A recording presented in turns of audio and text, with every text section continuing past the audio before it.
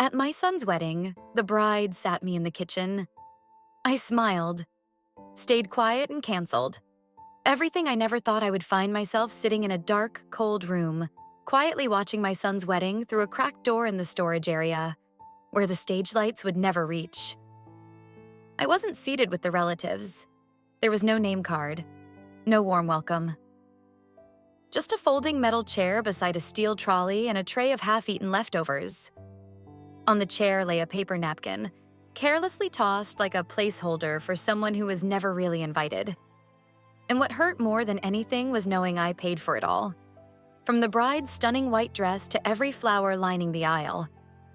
I chose the menu, booked the venue, paid the band, the lights, the decor, even that glowing sign hanging above them that now felt like a cruel joke every time I looked at it.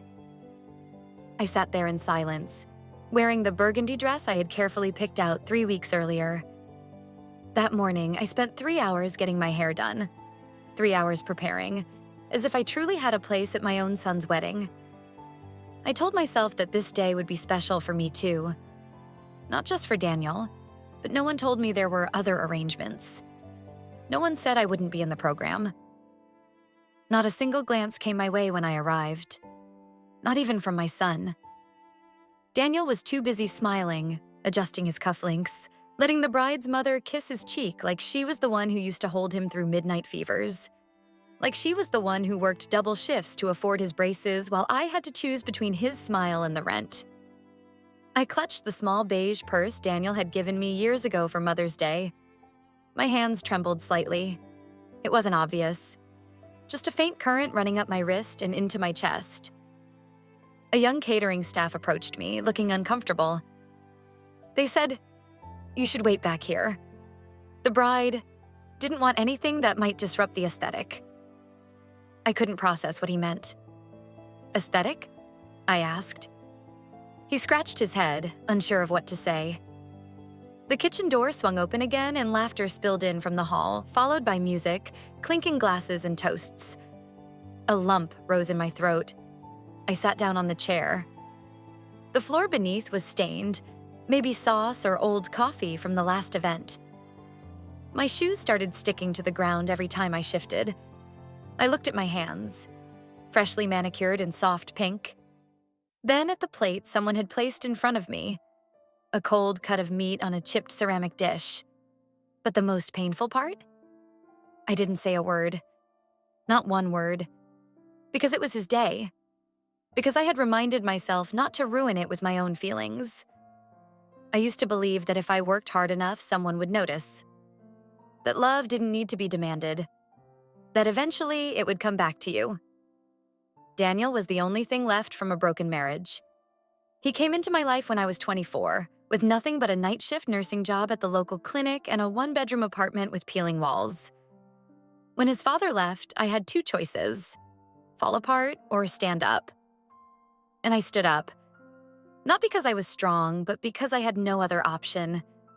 I learned to nap for 10 minutes during my breaks just to have the energy to make him formula when I got home. I learned to eat instant noodles in the bathroom so I could save my lunch for him. I learned to smile every time he asked about his dad, and every time I said, "He's working far away." Daniel never lacked love. I made sure of that. When he needed a new coat, I sold my wedding ring. When he needed a laptop for college, I picked up more shifts and cut out all personal spending. I didn't buy a new dress for 10 years. No holidays, no breaks, no one to drive me home or ask if I was okay. But I never complained. His laughter was enough. When kids teased him for not having a father at school, I was the one who held his hand walking into class. When he had his first crush, I was the one he talked to for hours about how nervous he felt holding someone's hand for the first time. I didn't want to be a controlling mother. I wanted to be his safe place, the one he could return to, no matter how far he went. I remember his 10th birthday like it was yesterday. All he wanted was a chocolate cake with "Happy Birthday, Danny" written in white icing. I worked 2 extra shifts just to afford the exact one he pointed at through the bakery window. When I brought it home, he squealed and hugged me so tightly I almost cried. That hug, that look in his eyes, I carried it with me for the rest of my life. And that's why today being shoved aside like a stranger didn't hurt because I wasn't at the main table. What truly broke me was his eyes. He never looked at me, as if I had never existed. I sat there, still in that cold room tucked behind the stage. The plate of cold cuts in front of me had long gone lukewarm. I didn't eat.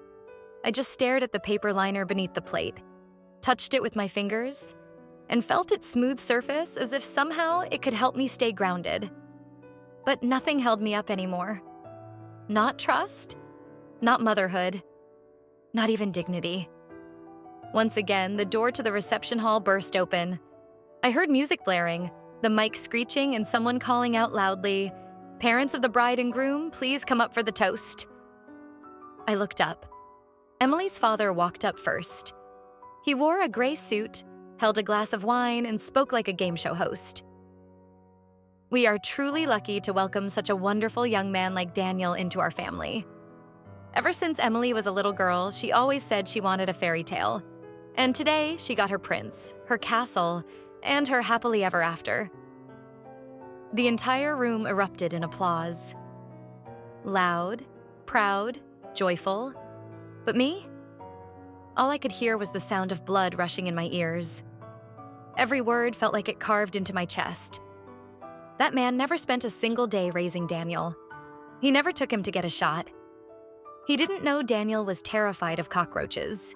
He didn't know his favorite sandwich was crustless. But today, he got the mic, and I didn't. Then Emily's mother stood up. She wore a long black velvet gown, 2 strands of pearls wrapped around her neck, and spoke in a voice so sweet it made my stomach turn. We knew Daniel was special from the moment we met him. And today, we don't just have a happy daughter. We've gained a son. Welcome to the family, Daniel. I let the napkin fall from my hand. And what about me? The woman who raised Daniel from the moment he was a tiny red bundle inside a NICU incubator? The woman who went into debt just to buy him a decent suit for his first job interview? Not a word. Not even a passing mention. Daniel just stood there, smiling, one arm around Emily. The light fell across his face, highlighting the sharp, handsome lines of the man I once dreamed of proudly calling my son. But today, I no longer knew who I was to him. I clutched my phone. My hands were still shaking, but my heart had gone completely quiet. I opened my email and began typing 3 messages. The first, to the florist. "Please cancel the flower order for tomorrow's brunch. The remaining balance will not be processed." The second, to the band.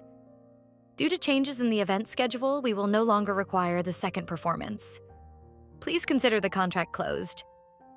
The third, to the bar service. "Please cancel the second shift following the reception. Do not process the remaining payment." I read each line carefully. Polite, professional, but firm. No explanations. I hit send. And as those emails left my inbox, I didn't feel guilty. I didn't feel regret. I felt one thing: power. For the first time in years, I no longer felt like I was being controlled by other people's gratitude. No longer held hostage by expectations of quiet sacrifice. I looked down at my hands. No more trembling. My heart was steady. Everything inside me was beginning to come back online.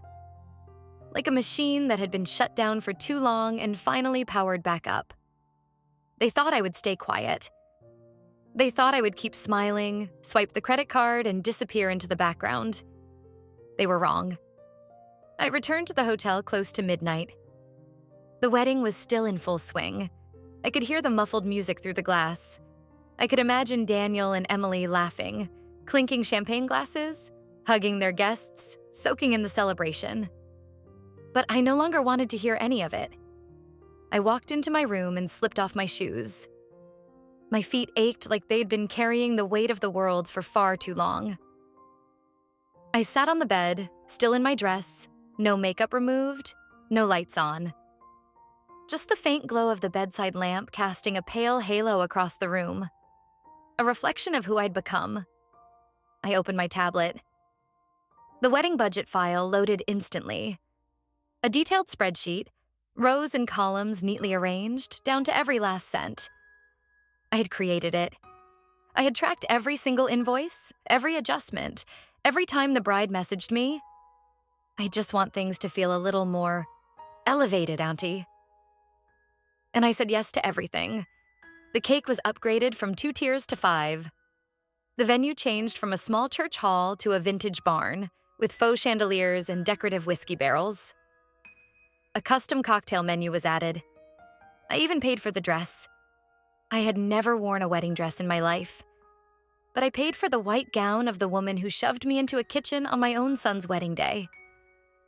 I scrolled to the bottom of the file and noticed 2 unfamiliar charges: a dinner at an upscale restaurant, the same place where the rehearsal dinner had been held the night before, and a bar tasting invoice from a few days prior.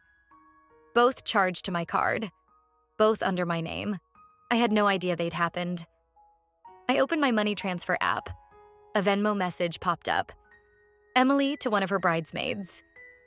Daniel's mom is paying for everything anyway. Might as well go all out. Wedding vibes, hey. I stared at that message like it was a slap in the face.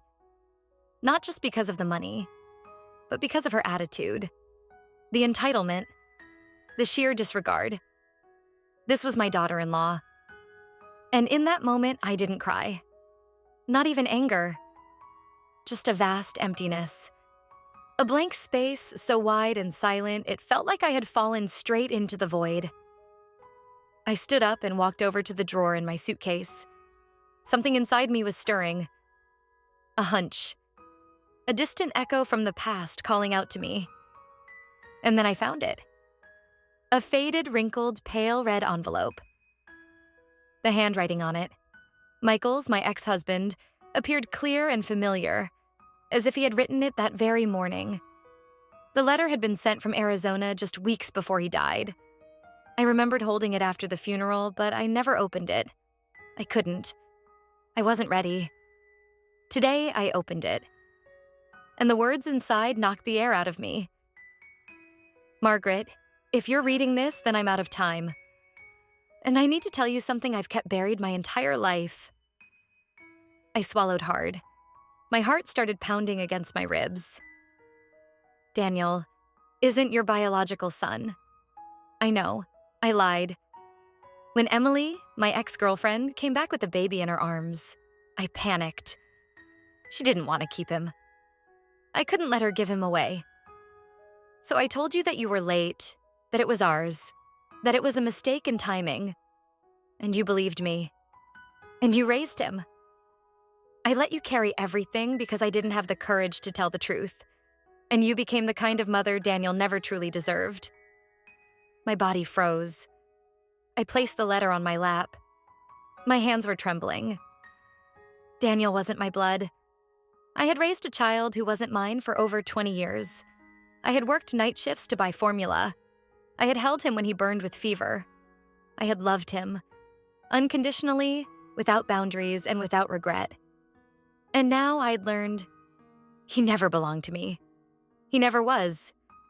And today, he couldn't even give me a seat at his wedding. I didn't cry. I just sat there for a long time, frozen. Then I folded the letter and placed it on the table.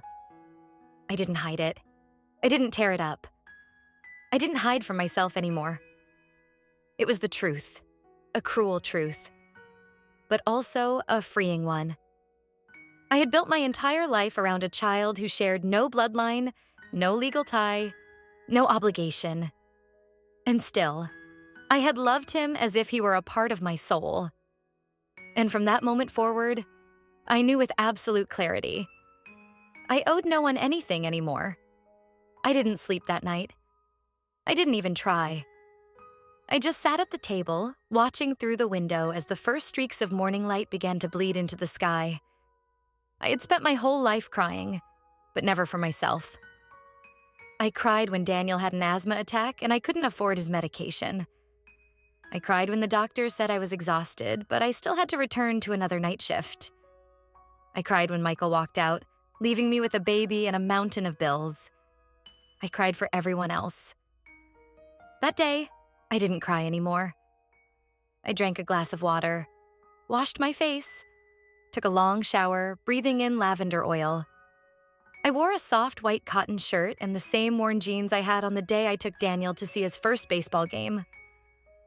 That was before everything fell apart, before I was cast as the extra in my own life. Then I went home. The rose garden I planted 2 years ago was in full bloom. I didn't stop to admire it. I no longer felt the need to gaze at something I had nurtured for others to enjoy. I stepped inside and walked to the bedroom. And that's when I found the second letter. No envelope this time. Just a piece of paper folded in thirds, tucked into a hidden sleeve inside an old file folder. Michael's handwriting again. The first line read, "If you've read the first letter, I beg you to read this one too." I took a deep breath. Daniel was never meant to be your son. Emily left him. She didn't want him. I couldn't give him away to strangers, so I lied to you. I said he was ours, and you believed me. You held that stranger's child in your arms, rocked him to sleep, kissed his forehead, and loved him without ever doubting it. You gave him an entire world his own parents never wanted to give. I clenched the letter in my hand. It was all clear now. Daniel wasn't just not mine. He had never been my responsibility. Not in any way. I was lied to, abandoned.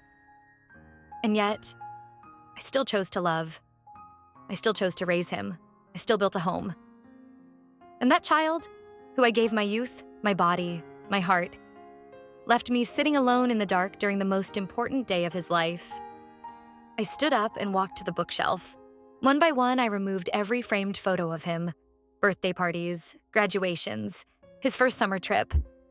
The photo of him hugging me the day he got his college acceptance letter. I wrapped them carefully. Not because I was angry, but because I had finally woken up. I cleaned the living room, gathered all the things I'd kept for just in case he visits. The mementos, the memories. I didn't throw them out. I packed them into a box and labeled it. Let the memories rest. And then I did something I never thought I'd do in 30 years. I made a guest list. But this time it wasn't for a wedding. And it wasn't for anyone else. It was for me. Only the names of those who had treated me with kindness made the cut. Claire, my old friend from the ER, the one who gave up her shift when I was running a fever. Mr. Henderson, my neighbor, who always cleared the snow from my driveway in the winter. Dana, the bookstore clerk I saw every Sunday, the one who asked if I was okay, and really listened. None of them were related to me by blood. But each one had made me feel like I truly existed. I planned a dinner, not a grand affair. No fancy dresses, no stage, just a warm, quiet meal. No folding chairs, no kitchens, just a round table, a seafoam green tablecloth, wild daisies, and candles. And I sat at the head of the table, not because someone offered me the seat, but because I chose it. When Claire raised her glass, she smiled and said, "Let's toast to Margaret, who reminds us it's never too late to step out of the background and take your rightful place in your own story." And I laughed. For the first time in so long, I didn't laugh out of politeness. I laughed because I saw myself, because I was finally living my own life. A week after my small dinner gathering, the doorbell rang while I was watering the plants on my front porch. My hands still smelled of soil, and my cotton shirt, frayed at the cuffs, had a streak of sap across it. I walked to the door, slowly. There was no anxiety, no anticipation like before. I simply opened it. Daniel was standing there.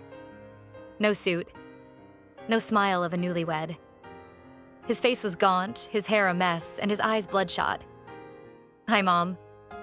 I didn't respond. I just stepped to the side, not inviting him in, but not stopping him either. He entered, sat down on the familiar couch. After a long silence, he finally spoke. "I don't know what happened. Why did you leave? Why did you cancel everything?" I looked straight at him. Calm. Director. "You really don't know? You don't remember where you put me on your wedding day? Daniel looked down, silent. I didn't need excuses. I didn't need apologies that were decades too late. I walked into the bedroom, took out the box, placed it on the table. These are all the receipts, from the cake to the dress to the brunch that never happened. And these, I placed 2 letters beside the box. These are the truth, about you, and about why I had you in my life. Daniel's face turned pale. His hands shook as he picked up the letters. He read them slowly, line by line, each word striking deeper than the last. When he finished, he didn't cry. His eyes were red, but not a single tear fell. How long have you known? He asked. The night of your wedding, I replied. The same night you sat me in the back, behind the curtain, like I was some part-time dishwasher. I didn't know. He stammered. I cut him off. It's not that you didn't know. It's that you never thought you needed to care. I stood up, picked up the box and letters, handed them to him. Take them. Everything I gave, everything I endured. I won't hold on to any of it anymore. Not even you. Daniel clutched the box. He stood in the doorway, eyes searching mine, waiting for something. Maybe forgiveness, maybe a hug, maybe a soft smile. But I gave him nothing. I simply said, you used to be my whole world, but now I am my own world. And I closed the door. I didn't lock it, but I didn't open it again either. That night, I lit a jasmine-scented candle on the dinner table. Its gentle aroma filled the room. On the shelf above, I placed a new photo. Not of my son's wedding, not of graduations or celebrations that once brought tears to my eyes for someone else's joy.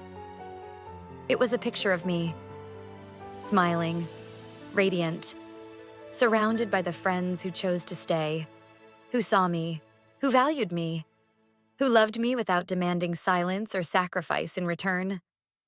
I poured myself a cup of chamomile tea, played my favorite song, sat down at the head of the table. There was no one left to appease, no one left who could make me step out of my own life again.